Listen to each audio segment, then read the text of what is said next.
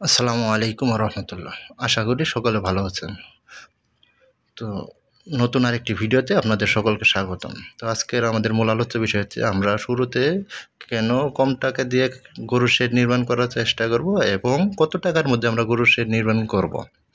তো আমরা শুরুতে কেন কম টাকায় গরুর শেড নির্মাণ করব, তার মধ্যে একটি কারণ হচ্ছে আমরা যারা মধ্যবিত্ত এবং প্রান্তিক পর্যায়ের খামারি, তারা চোখ ভরা স্বপ্ন নিয়ে, মন ভরা আশা নিয়ে আমরা খামার শুরু করি। তো আমাদের খামার শুরু করার যে ইনভেস্টমেন্ট, মূল যে পুঁজিটা, সেটা আমাদের অনেক কষ্ট আর্জিত করে আয় করে আমরা খামারে ইনভেস্ট করতে যাই। তো পুরো টাকার মধ্যে যদি ম্যাক্সিমাম টাকাটাই যদি আমরা খামারের গরুর শেড তৈরি করার কাজেই ক্ষেত্রে ব্যবহার করে ফেলি, তো পরবর্তীতে আমাদের গরু কেনা, গরুর খাবার, চিকিৎসা বাবদ অনেক পরিচালনার, অনেক ম্যানেজমেন্টের অনেক বিষয় আছে। সেই ক্ষেত্রে আমাদের অনেক হ্যাসেলের মধ্যে পড়তে হবে।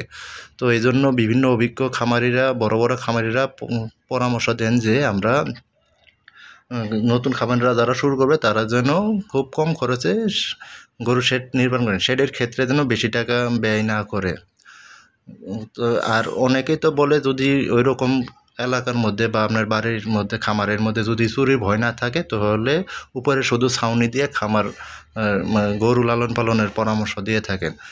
এখন দ্বিতীয় কথায় আসি, আমরা কত টাকার মধ্যে আমরা খামারের শেড, গরুর শেড তৈরি করব। তো আমাদের যে ইনভেস্টমেন্ট, মূল ইনভেস্টমেন্টটা থাকবে, আমাদের যে মূল পুঁজিটা, তার মধ্যে থেকে আমরা 25% হচ্ছে খামারের শেড নির্মাণের কাজে বাজেট রাখব। আর 50%, অর্থাৎ 100%-এর মধ্যে 50%, অর্থাৎ আমাদের যদি 2 লাখ টাকা থাকে, 2 লাখের মধ্যে আমরা 25%, অর্থাৎ 50,000 টাকা আমরা গরুর শেড নির্মাণ করার ক্ষেত্রে, এটা আমি কি আর কি এমনি উদাহরণ দিয়ে বলছি। 2 লাখ টাকায় তো আর গরুর খামার করা যায় না। তো উদাহরণ দিয়ে বলছি, 25%, অর্থাৎ 50,000 টাকা দিয়ে আমরা গরুর শেড নির্মাণ করব এবং বাকি 50%, অর্থাৎ 2 লাখের মধ্যে 1 লাখ টাকা দিয়ে আমরা গরু কেনার ক্ষেত্রে রাখবো।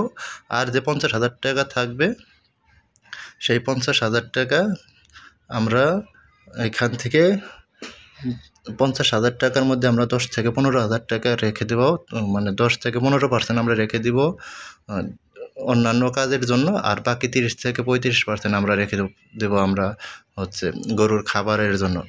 তো এটা আমি উদাহরণস্বরূপ বললাম, 2 লাখ টাকার মধ্যে এরকম করবেন আর কি। যার যেরকম বাজেট এরকম করবেন। 2 লাখ টাকায় তো আর মোটামুটি খামার শুরু করা যায় না, হয়তো বা একটা দুইটা কিনে গৃহস্থ পর্যায়ে লালন পালন করা যায়।